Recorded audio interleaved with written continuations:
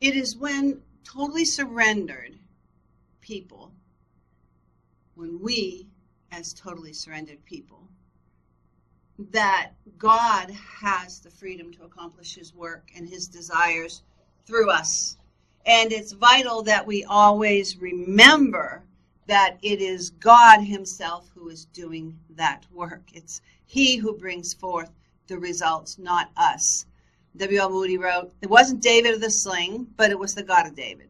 It wasn't Samson, but the God of Samson. It wasn't Joshua, but the God of Joshua. It wasn't the rod of Moses that did all the work, but it was the God of Moses. And my dear friends, he wrote, what we want is to learn that lesson.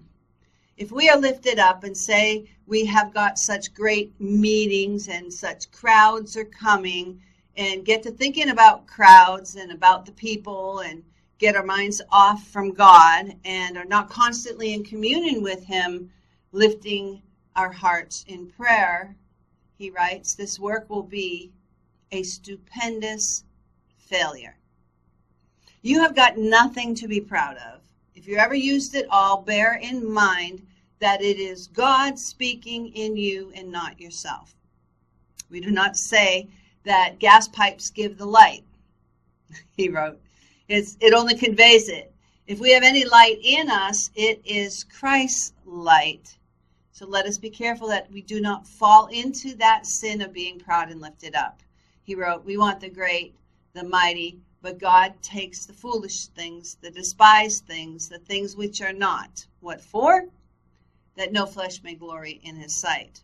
So what does God expect of us? Now, in all this talk about total surrender, inevitably a question arises. Does such a commitment mean going into full-time Christian ministry as Moody did? Absolutely not. Pastor Moody would say, in fact, Moody constantly lamented the fact that so few Christians realized how much God could use them right where they were.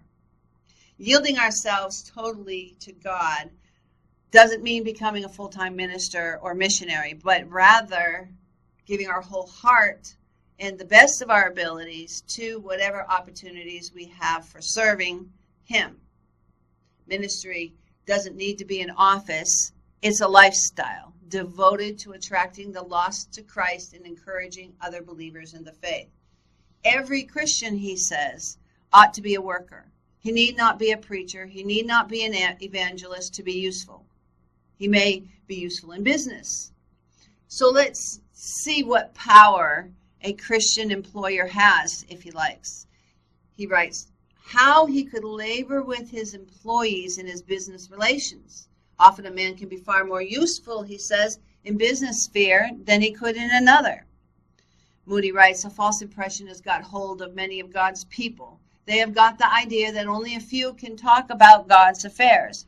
9/10 of people say, if anything is to be done for the souls of men, all the ministers must do it.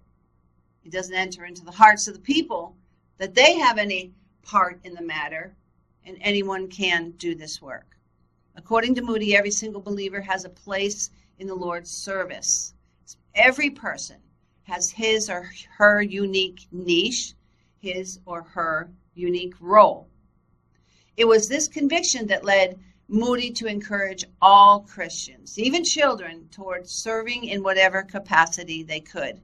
He wrote, if this world is going to be reached, I am convinced it must be done by men and women of average talent. After all, there are comparatively few people in the world who have great talents. Here is a man with 1 talent. There is another with 3. Perhaps I may have only half a talent, he wrote. But if we all go to work and trade with the gifts we have, the Lord will prosper us, and we may double or treble our talents. He wrote, I have little sympathy with the idea that a Christian man or woman has to live for years before they have the privilege of leading anyone out of the darkness of this world into the kingdom of God.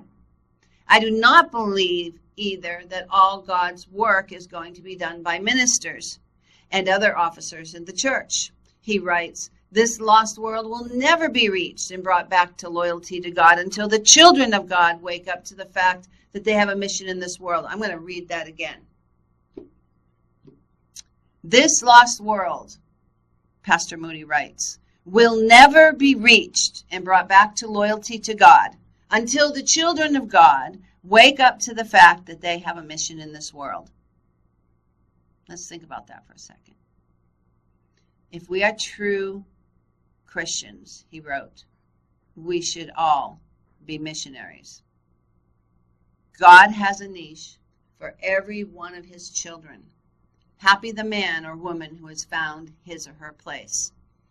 Biographer John McDowell noted, more than any other man of our times, Dwight L. Moody vindicated the rights, duties, and privileges of the layman in carrying the gospel to the world, as opposed to the exclusive prerogatives of an ordained clergy.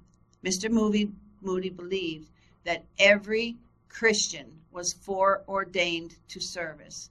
By his own example and his untiring effort, he did all he could to help Christians realize their divine call.